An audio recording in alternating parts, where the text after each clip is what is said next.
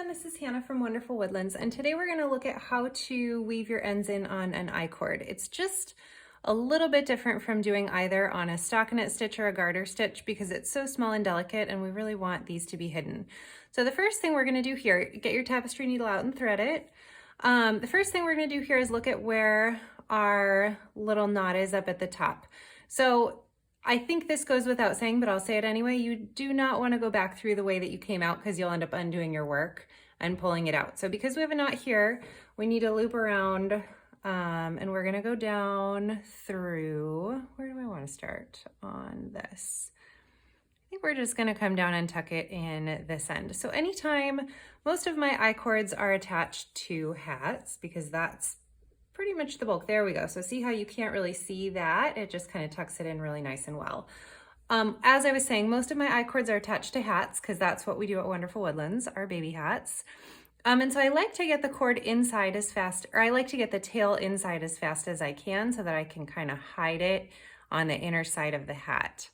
But let's see. In the meantime, we're just going to start weaving our way through these knit stitches here. And it's gonna tuck in pretty well as we go. So there's one, that's not too bad. There's, whoops, not that way, two.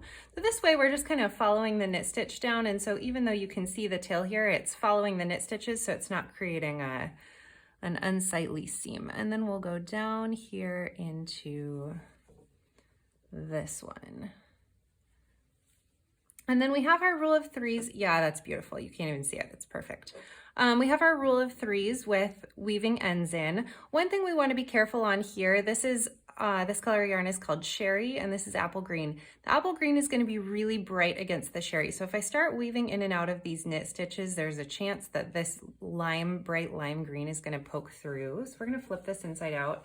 And we're just going to be really careful when we go to weave the rest of our ends in, that we're not going through the Sheri, but we're going to try to really stay on the apple green here. So we do our rule of threes, right? We go up, down, up, or something to that effect, but we're not going to go back up the I-cord because I want to keep our ends woven in on the inside. So instead, we're just going to pick a few stitches in here to weave through, and we're going to try to keep them all on this green. So we did those two right there. I'm going to come back up this side and do these two here. Whoops, I caught some yarn. And there we go. Then we'll just grab one more here, and then I think we're just going to call this good. And ooh, you know what? Actually, what I really want to do here, I didn't realize this was an option. I forgot I had this tail on the inside. Anytime, I'm going to pull this stitch out real fast. Anytime you have two tails like this, I love, love, love to tie them together in either a granny knot or a square knot. A square knot's a little tighter. It really doesn't matter too much. There's a square knot. I think that's a square knot. And then that's going to really, really, really prevent your ends from pulling out. So after we tie a knot, we can do kind of a much shorter weave in. I'm just going to grab two stitches real quick right here. And then we'll cut our yarn tail because it's a lot less likely to, after we've tied a knot with it, it's a lot less likely to pull out.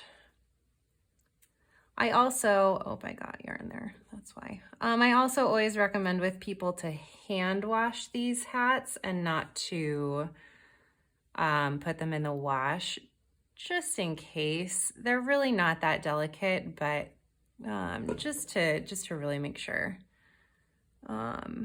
we don't actually have tails getting pulled out from getting bumped around in the wash too much.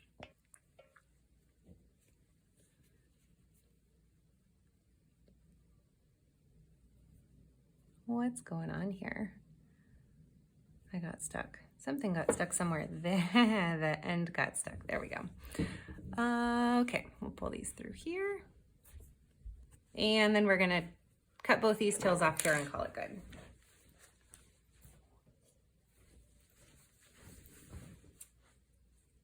1 and 2. And that's it. Now you have a cute little I-cord and it doesn't have any tails showing.